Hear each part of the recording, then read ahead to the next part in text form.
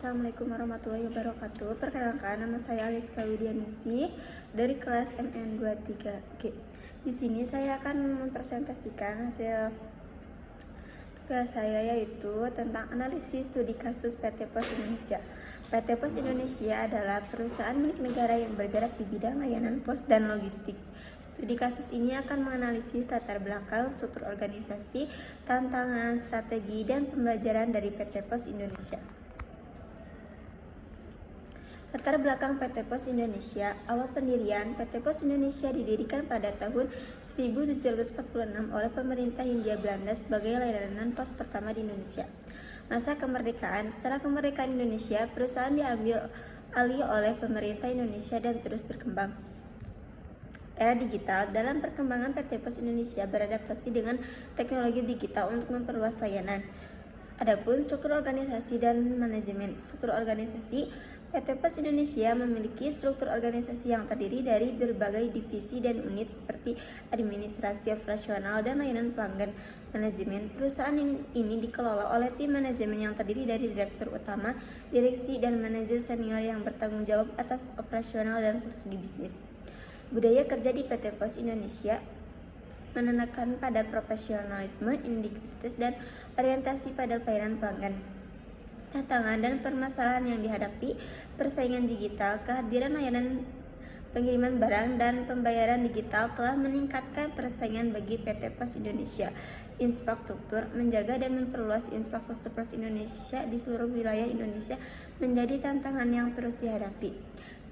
Efisiensi operasional. Meningkatkan efisiensi operasional dan menentukan biaya menjadi prioritas untuk mempertahankan keunggulan kompetitif.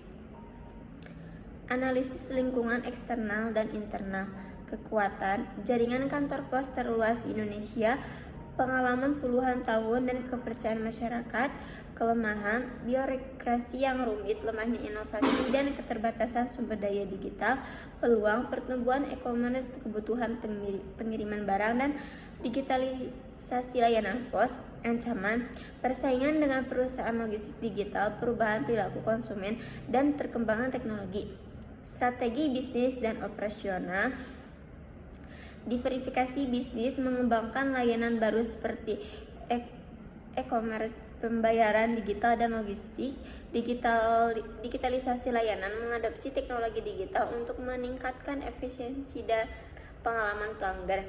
Kemitraan strategis, bekerja sama dengan perusahaan lain untuk memperluas jaringan dan layanan. Implementasi dan kinerja.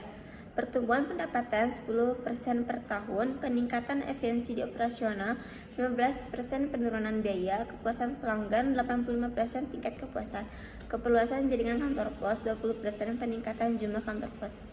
Pembelajaran dan rekomendasi. Akselerasi digital, mempercepat transformasi digital untuk meningkatkan daya saing dan efisiensi.